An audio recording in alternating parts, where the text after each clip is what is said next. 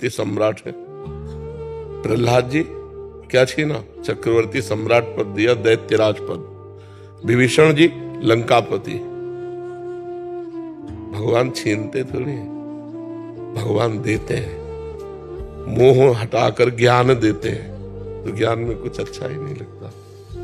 मोह हटाकर ज्ञान देते हैं, नश्वर माया हटा करके शाश्वत सच्चिदानंद में सुख देते हैं। भगवान छीनने वाले नहीं है, भगवान दाता है, देने वाले हैं। उनका मजाक में कोई बात जैसे कही जाए, जो मुझसे प्यार करता है, जिस पर मैं कृपा करता हूं, उसका सर्वस्व नाश कर देता हूं। पहले धन हरण करता हूं, फिर भृत्य परिवारजनों का राग हटाता हूं। तो समझो ना क्या कह रहे हैं। जो माया के प्रति, धन के प्रति लोलुपता, उसका हटा दिया, मोह हटा दिया, जीवन मुक्त कर दिया, ज्ञान परायण कर दिया, भगवत प्रेमी महात्माओं का संग दे। भगवान देते हैं, नाशवान वस्तुओं का राग हटाकर सत्य वस्तु देते हैं। भगवान कभी छीनते नहीं है। और जो कुछ समय के लिए ले लेते हैं, फिर ले क्यों लेते हैं? वही है, उन्हीं के सिवा, उनके सिवा कोई है ही नहीं, तो ले किसको लेंगे? सिय राम में सब जग जानी, किसको ले लेंगे? वो तो ऐसे दाता है, जो गाली देता है उसको भी देते हैं। वो जो उनका अपमान करता है, भगवान की निंदा करता है, उसको भी जीवन देते हैं। जियो, आनंद से जियो। फिर जो भक्ति करता है उसका जीवन संकट पूर्ण कर दे, ऐसा कैसे हो सकता है? भगवान की बात को समझना है। जैसे हम काम क्रोध में फंसे हैं, तो भगवान काम क्रोध रहित कर देते हैं। हम माया में फंसे, भगवान माया रहित कर देते हैं। कितनी बड़ी कृपा हुई, हमारे दुखों को हटा दिया। भगवान सुख देते हैं, दुख छीनते हैं। धन से किसी को सुख आज तक नहीं मिला, तृप्ति नहीं मिली। परम धन भगवान नाम रूपी धन में रति कर देते हैं, संसार के धन से वैराग्य कर देते हैं। कितनी कृपा है उनकी। अगर ऐसा सिद्धांत कहोगे उसका सब कुछ छीन लेते हैं, गलत बात है। जो भगवान से प्यार कर रहा है, उसे पूरा संसार प्यार करने लगता है। जो भगवान से प्यार करता है, उसे माया माँ की तरह दुलार करने लगती है। विचार करो, जा पर कृपा राम की होई, ता पर कृपा करे सब कोई। सब कोई प्यार कर रहा है, सब कोई हमें आशीर्वाद दे रहा है। वैसे संतों के पास लोग आशीर्वाद लेने जाते हैं और हमें आशीर्वाद देने आते हैं। स्वस्थ रहो, तुम्हारी दीर्घायु हो, तुम्हें कोई कष्ट ना हो। यहाँ ये आते हैं बूढ़े, ब्रजवासी, पंडित जन, संत जन, यही आशीर्वाद। ऐसे ही तुम बैठे रहो, स्वस्थ रहो, सुखी रहो। भगवान से प्यार करने से मिलता है, छिनता थोड़ा है। तो भगवान के कारण ही तो है। सोचो, अपना लड़का भी अपने से इतना प्यार नहीं करता जितना ये लोग प्यार करते हैं। तो ये कैसे प्यार हो? भगवान। तो हम ये कैसे कहते कि छीन लेते हैं?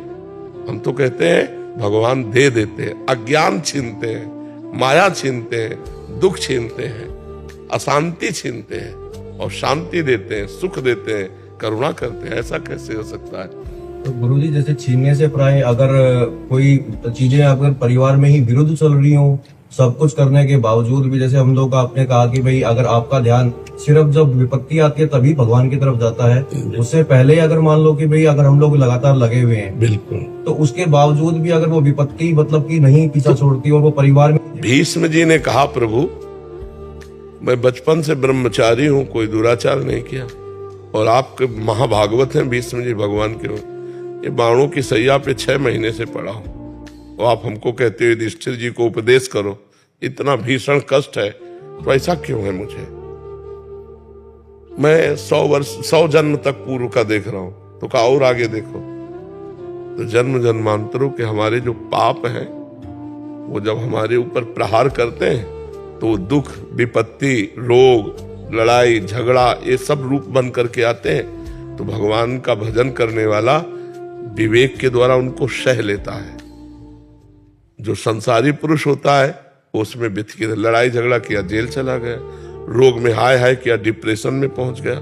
रोग तो है ही, दिमाग से भी परेशान हो गया, धन से परेशान हो गया, नाना प्रकार की दुख विपत्तियां उसे घेर ली। वो किसी से प्यार करे तो वो लोग अपमान करें, वो धर्म से चले तो लोग उसे दुख दें। ये विपरीतता आती है। ये सब विपरीतता आने पर भी यदि भगवान का भजन हो रहा, तो हृदय धैर्य रहता है और निकल जाता है। जैसे दिन नहीं रुका तो रात नहीं रुकेगी, ऐसे दुख नहीं अभी हमारा सुख चल रहा है, फिर दुख आ गया, दुख चल रहा है, फिर सुख आ गया, ये ऐसे चलता रहता है। उसका ज्ञान जो है ना इतना प्रवीण होता है कि डूबने नहीं देता, न सुख में न दुख में।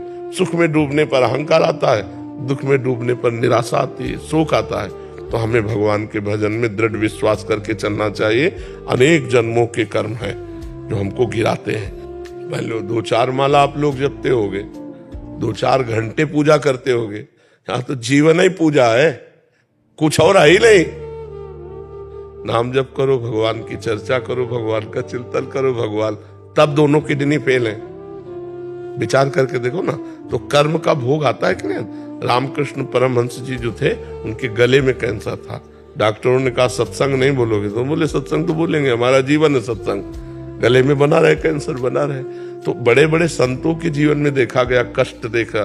तो अगर भजन से कष्ट कटता तो उनका कट जाता कि नहीं कट जाता। इसका मतलब है भजन आगे की संभाल करता है और हमको जीने का बल देता है कि हम विपत्तियों से, दुख से घबराए नहीं, उनको सहकर निकल जाए। ये कोई न सोचे कि भजन करते हैं तो बुखार नहीं होगा, जुकाम नहीं होगा, कैंसर नहीं होगा। नहीं होगा, पर तुम व्यथित नहीं होगे, तुम उसको सह जाओगे और सहकर भगवान को प्राप्त कर लोगे। ये बात समझ में आ रही है आपको? निशा झा जी। राधे राधे। राधे राधे महाराज जी, आपके चरणों में कोटि कोटि प्रणाम। महाराज जी, कैसे पता चले कि मेरी प्रार्थनाएं कठिन समय में भगवान तक पहुंच रही हैं? जब मैं मन से भगवान को याद करती हूं, तब मुझे इस बात का एहसास होता है कि क्या मैं परेशानी में ही भगवान को याद करके स्वार्थी तो नहीं हो रही, जबकि भगवान की पूजा आराधना मैं रोज करती हूँ। मतलब कठिन समय में, विपरीत परिस्थितियों में भगवान किसका? हाँ, अपने स्वामी है, अपने पिता है, अपने सर्वस्व है। सुख और दुख दोनों में हम भगवान से मिले रहें। अगर सुख है तो भगवान की दया है, और अगर दुख है तो भगवान की कृपा है। हमारे किसी गलत कर्मों का मार्जन किया जा रहा है, तभी दुख आता है। अब हमारा भगवान से कितना संबंध है ये तो आपका हृदय जानता है कि आप दुख में पहला स्मरण किसका होता है, सुख में पहला स्मरण किसका होता है। जिसका पहला होता है वही आश्रय माना जाएगा। जैसे द्रौपदी जी हैं, तो द्रौपदी जी का पहला आश्रय भगवान नहीं थे, पहला आश्रय पति थे, फिर भीष्म आदि थे, फिर अपने हाथ थे, फिर दांत थे, आखिरी में भगवान आए। ये शरणागति में कलंक है। सीधे भगवान में, सीधे भगवान का स्मरण। तो भगवान ने आर्त भक्त को भी भक्त कहा है, अर्थार्थी रुपया पैसा चाहने वाले को भी भक्त कहा है, लेकिन भगवान से ही केवल, और से नहीं। और जिज्ञासु भगवान को जानना चाहता उसको भी भक्त कहा है, और ज्ञानी तो भगवान की आत्मा है ही। तो हम स्वार्थी शब्द नहीं कहते, हम मालिक शब्द कहते हैं कि हम आपके बच्चे हैं, आप हमारे पिता हैं, हम आपके दास हैं, आप हमारे स्वामी हैं। अगर हमें कोई आवश्यकता होगी तो आपसे कहेंगे, कोई समस्या होगी तो आपसे कहेंगे। अगर कोई आवश्यकता समस्या नहीं तो आपके हम हैं ही, निरंतर हम आपका भजन करते हैं। ऐसे भाव से जुड़ना चाहिए। ऐसा नहीं कि विपत्ति आई तो आप भगवान को पुकारो फिर नहीं सुनेंगे। पहले कभी पुकारा नहीं, पहले कभी भजा नहीं, अब स्वार्थी है ऐसे, तो भगवान कहीं दूर थोड़ी है, तुम्हारे हृदय में ही है। तुम्हारे भाव को देख, लेकिन बिल्कुल नितांत स्वार्थ के वसात होकर पुकार रहा, कोई भक्ति नहीं, तो भगवान सुनेंगे ही नहीं। भाव बिन सुनी पुकारे मैं कभी सुनता नहीं, भाव पूरित टेर ही करती मुझे लाचार है। हे कृष्ण, हे द्वारिकावासिन, जो ही द्रौपदी जी ने भाव से पुकारा, यही भगवान वस्त्र बन गए, चीर अवतार भगवान का हो गया। कहीं भगवान को आना जाना थोड़ी है। तो हम भगवान से निरंतर जुड़े रहने की चेष्टा करें, और जब कोई मांग हो तो हम अपने भगवान से ही करें और छूट दे दें। आप चाहे हमें व्यापार दो या जैसे मनाओ वैसे दो। और दूसरी बात ये प्रार्थना कर दे कि अगर आपको उचित ना लगे तो हमारी प्रार्थना पूरी मत करना। तो प्रार्थना पूरी ना होने पर भी हमारे हृदय में भगवान के प्रति श्रद्धा कम नहीं होगी। श्रद्धा कम होने का मतलब सब कुछ बिगड़ जाना। जैसे मानो हम चाह रहे हैं कि ये दुख निवृत्त हो जाए, और हमें भगवान की इच्छा है कि ये भोगे, तो निवृत्त नहीं होगा। फिर हमें लगेगा हम भगवान का पूजन करते हैं, भजन करते हैं, प्रार्थना भी की, और समस्या का समाधान नहीं हुआ, संशय आ जाएगा, अश्रद्धा आ जाएगी। तो हम भगवान से छूट दे दें। हमारी तो इच्छा है कि ये दुख निवृत्त हो जाए, लेकिन आपकी इच्छा है कि मैं भोगूं, तो नाथ मुझे सामर्थ्य दो कि मैं आपकी इच्छा का पालन करते हुए मैं इस दुख को भोग लूं। भक्तजन यही करते हैं, भगवान की इच्छा का पालन करते हुए दुखों को भोग लेते हैं। नहीं तो इतना भगवान का भजन करते हो अपने दुखों को मिटा देना, लेकिन नहीं, वो जोई जोई प्यारो करे सोई मोहि भावे। प्यारे को जैसा अच्छा लगे वो मुझे अच्छा लगता है। मुकेश खरब जी। राधे राधे। राधे राधे महाराज जी। महाराज जी, मैं अभी वकील हूँ और अब जज बनने जा रही हूँ। महाराज जी, मैं चाहती हूँ कि मुझे कभी भी कोई गलत न्याय मेरे से ना हो, मतलब मैं अच्छे से न्याय कर पाऊँ महाराज जी। हाँ, अगर अच्छी वकालत की है, धर्म पूर्वक किसका है, हाँ धर्म पूर्वक वकालत की है तो फिर अच्छे जज बन जाओगे। अगर बेईमानी की वकालत की है तो वो आदत तो बनी रहेगी। बेईमानी की वकालत का मतलब होता, जानती हो कि ये अधार्मिक पुरुष है और वो तुम्हें पैसा दे रहा, तुम उसके सपोर्ट में बोल रहे हो, तो पैसे के लिए वकालत करने वाले फिर न्याय नहीं करवा सकते। जब हमको पता है कि आदमी गंदा है, नीच है, तो हम पैसे के लिए वकालत नहीं करेंगे। वकालत न्याय के लिए होती है। हम ऐसे साबूत जुटाएं जिससे हम जज को साबूत दे सके, जिससे दोषी जो है वो फंसे और निर्दोष मुक्त हो। तो अगर हमने वकालत सही की है तो न्याय भी सही कर लेंगे। अगर वकालत सही नहीं की तो फिर वो सही कैसे बोलने देगी, ले तो ये बात आपको देख ली है। ब्रजेश कुमार जी।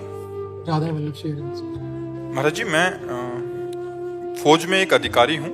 मैं स्वयं तो शुद्ध शाकाहार भोजन ही पाता हूँ, परंतु महाराज जी कह रहे हैं कि जवानों के लिए मांसाहार आदि का होता है, जिसकी स्वीकृति में इनके हस्ताक्षर लगते हैं। महाराज जी, इस कर्म फल का भोग इन्हें देखो, इस समय तो नहीं बनेगा? नहीं, इस समय कोई आप स्वयं निर्णय करता नहीं है। आप एक राजकीय विभाग, जो सेना विभाग है, उसमें आप सेवा में हो, तो उसमें पाप देखने की बात नहीं है, उसमें कर्तव्य